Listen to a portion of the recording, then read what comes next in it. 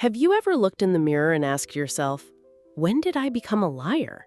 Maybe it started small, telling him you were working late when you just wanted coffee with a friend, saying you didn't buy anything new when you spent $20 on yourself, pretending you agreed with him when your stomach was screaming the opposite.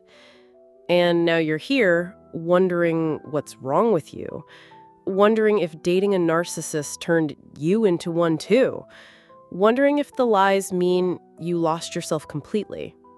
Let me tell you something that might change everything. You are not a liar. You adapted to survive. The woman watching this video right now, she's not broken. She's not manipulative. She's not toxic. She learned to protect herself in an environment where honesty became dangerous. I've worked with thousands of women who've been exactly where you are, and every single one of them asked me the same question. Did I become like him? The answer is no, but I understand why you're asking. When you're with someone who twists every truth you tell, someone who uses your honesty as ammunition, someone who punishes authenticity and rewards compliance, your brain does something brilliant. It learns to shield you. Those weren't lies. They were survival strategies. Think about it. How many times did telling the truth lead to a 3-hour argument? How many times did sharing your real feelings result in being told you were too sensitive, too dramatic, too much? How many times did honesty get you the silent treatment, guilt trips, or lectures about how you clearly don't understand anything? Your brain connected the dots. Truth equals pain. Honesty equals chaos. Authenticity equals danger. So you started editing yourself, filtering your words, telling him what would keep the peace instead of what was real. And the shame you feel about that? That shame is proof of who you really are. Liars don't feel guilty about lying. People with integrity do. You didn't lose your moral compass in that relationship. You learned to navigate around someone who had lost theirs completely. I want you to understand something that nobody probably told you yet. The biggest lie in that relationship wasn't anything you said. It was what he made you believe about yourself. He made you believe you were too much, too sensitive, too needy, too complicated. The truth? You were too authentic for someone who lived in pretense, too genuine for someone who operated in manipulation, too real for someone who existed in performance. Today, we're going to unpack why your brain made these adaptations, why they don't define who you are, and how to find your way back to the truth of yourself. Because the woman you were before him, she's still there. She's just been protecting herself, and it's time to let her know she's safe to come out again. Have you ever wondered why being honest felt so risky in that relationship? Stay with me, because what I'm about to explain will make everything click into place. Here's what most people don't understand about narcissistic relationships. They don't just contain lies, they create them. A narcissist doesn't just lie to you, they build an entire system where lying becomes your only option for peace. Let me paint you a picture. You come home and mention you grabbed lunch with your coworker, Sarah. Innocent, right? But suddenly it's, Sarah again? You talk about her more than me. Are you sure that's all it was? You seem different lately. Maybe you should examine why you need so much validation from other people. Next week, you grab lunch with Sarah again, but this time, you don't mention it. Not because you did anything wrong, because you don't want to spend your evening defending a sandwich. That's not you becoming manipulative. That's you learning that in this relationship, normal human activities require justification you don't have energy to provide. Or maybe you bought something small for yourself. A book, a coffee mug, nothing significant, but you know what's coming. The lecture about money, the questions about whether you really need it, the comments about your spending habits, the reminder about that time 3 months ago when you bought something else. So, you hide the purchase. You throw away the receipt. You act like it was always there. Again, this isn't deception. This is recognition that your autonomy has been criminalized in this relationship. The narcissist creates an environment where your truth becomes evidence against you, where your feelings become ammunition for their arguments, where your needs become proof of your selfishness. They train you to lie by making honesty too expensive. Think about how many times you said, "I'm fine," when you weren't. Not because you wanted to be dishonest, but because expressing how you really felt always turned into you comforting them about how hurt they were by your feelings. Think about how many times you pretended to agree when you disagree. Not because your opinion changed, but because your opinion somehow always became an attack on their intelligence. Think about how many times you said you weren't upset about something when you were. Not because you got over it, but because being upset meant hours of explaining why you had no right to feel that way. You learned that in this relationship, truth-telling was a luxury you couldn't afford. And here's the part that probably messes with your head the most. Sometimes the lies felt good. Sometimes saying what he wanted to hear brought peace.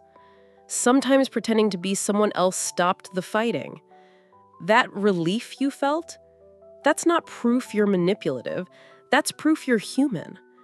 When someone makes your authentic self unwelcome, finding temporary peace in performance makes perfect sense.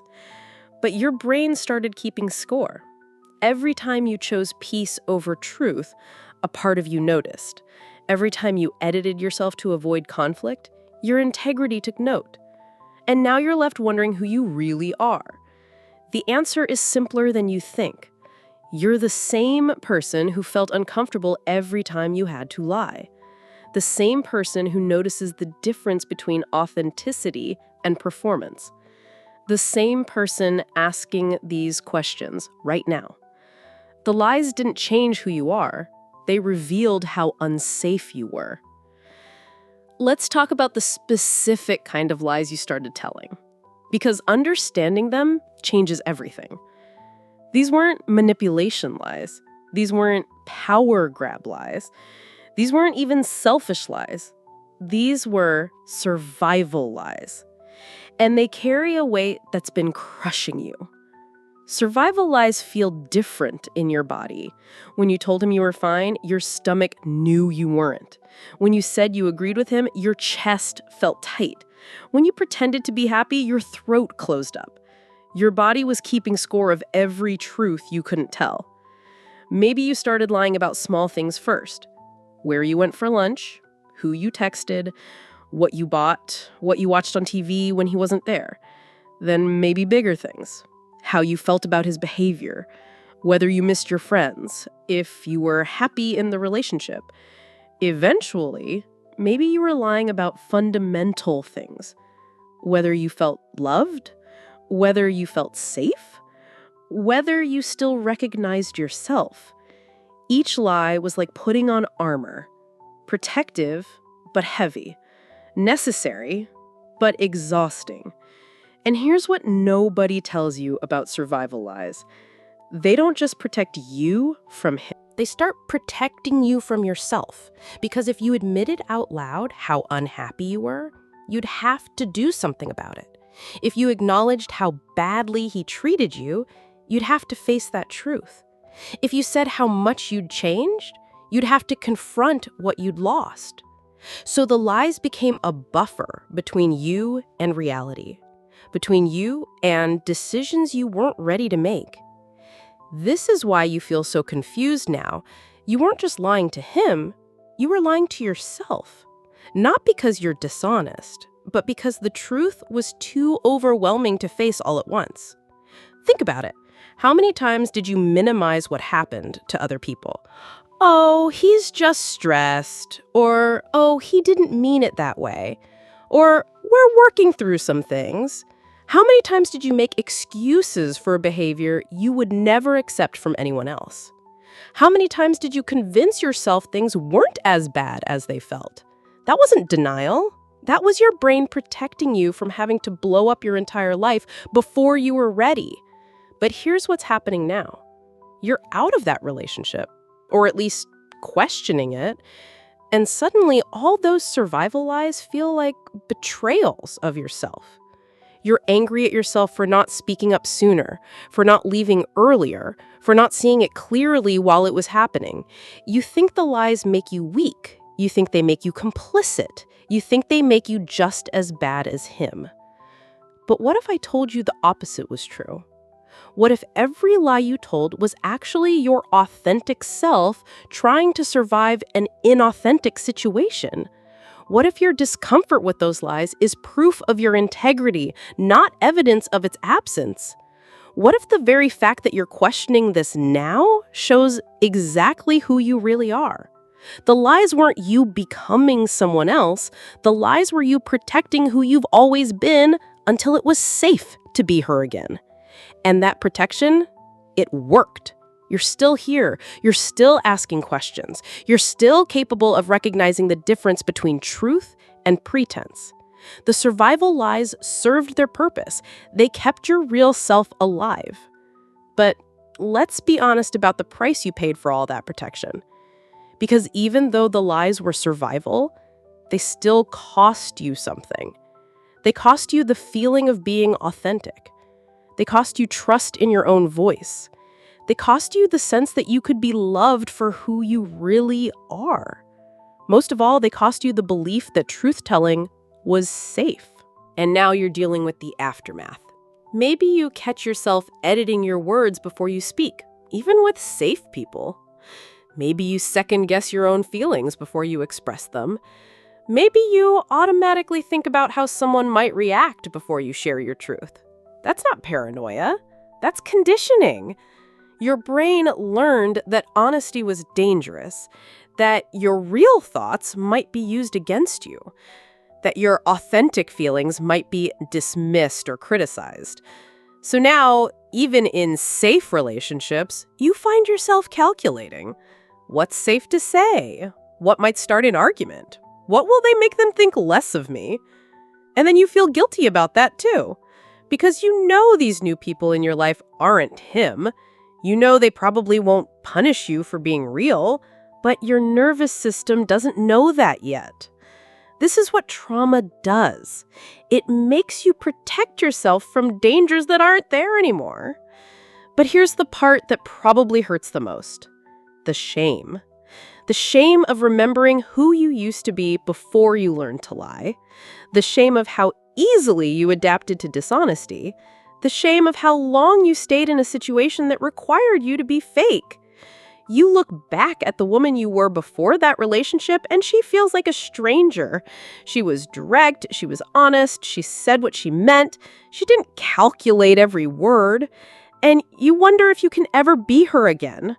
I want to tell you something that might sound impossible right now. That woman isn't gone. She's been in hibernation. Think about it this way. If you moved to a country where speaking your native language was illegal, you'd learn the local language to survive. That wouldn't mean you forgot your native language. It would mean you got smart about when and where to use it. Your authenticity is your native language. The lies were you learning to speak survival. But you never stopped being fluent in truth. The proof? You hate that you had to learn survival speak. You miss your native language. You want to get back to it. People who are naturally dishonest don't feel this way. They don't mourn the loss of their authenticity because they never valued it to begin with. Your shame isn't proof that you became a bad person. Your shame is proof that you're a good person who had to do difficult things to survive. And the fact that you're questioning all of this now, the fact that you want to get back to honesty, the fact that the lies never felt natural to you, that's your authentic self calling you home. She's been waiting for you to feel safe enough to come back. She's been waiting for you to remember that truth-telling is your superpower, not your weakness. And she's ready when you are. So how do you find your way back to honesty when lying became your default mode? How do you trust your own voice again when you've been editing it for so long? How do you believe that truth-telling is safe when it felt dangerous for so long? The answer isn't what most people think. It's not about forcing yourself to be completely honest with everyone immediately. It's not about confessing every lie you ever told. It's not about punishing yourself for the adaptations you made. It's about starting small and starting safe. First, you practice being honest with yourself. Not about everything all at once, just about one thing at a time. Maybe today you admit to yourself that you're still angry. Maybe tomorrow you acknowledge that you miss parts of the relationship, even though it was toxic. Maybe next week you recognize that you're scared to trust again. No judgment, no fixing, just noticing and naming what's true for you right now. Then you find one safe person to practice truth-telling with. Maybe it's a therapist. Maybe it's a friend who's never met your ex. Maybe it's a support group of people who've been through similar experiences. You start with small truths. I'm having a hard day. I'm confused about what I want. I'm scared I'll never feel normal again. And you watch what happens. You watch how they respond. You notice that your truth doesn't create chaos. You notice that your feelings don't have to be defended. You notice that you can be authentic without consequence. Your nervous system starts to remember that honesty used to feel good, that being known for who you really are used to feel safe. Then, slowly, you expand the circle. You practice truth-telling with other safe people. You start expressing preferences again. You start saying no when you mean no and yes when you mean yes. You start trusting that your voice matters, that your perspective has value, that your truth is worth telling. This process isn't linear. Some days you'll catch yourself lying automatically, and remember, you don't have to anymore. Some days you'll tell the truth and feel exposed and vulnerable. Some days you'll swing too far in the other direction and overshare. All of that is normal. All of that is part of finding your way back to yourself. The goal isn't perfection. The goal is authenticity. The goal is remembering that you are worth knowing exactly as you are. And here's what I want you to know as you navigate this journey back to truth. You didn't lose yourself in that relationship. You protected yourself. You didn't become a liar. You became a survivor. You didn't lose your integrity. You learned when to use it and when to shield it. The lies you told were love letters to your future self. They were your way of saying, I'm going to keep the real you safe until it's time for her to come out again. And that time is now. You don't have to figure it all out today. You don't have to be completely honest with everyone immediately. You don't have to forgive yourself for surviving. You just have to take one small step toward the truth of who you are. Your authentic self has been waiting for this moment. She's ready to be known again. Comment below and tell me, I choose truth, if you're ready to start this journey back to yourself. And if you know someone who's still blaming themselves for surviving, share this video. Let them know they're not broken. They're just finding their way home.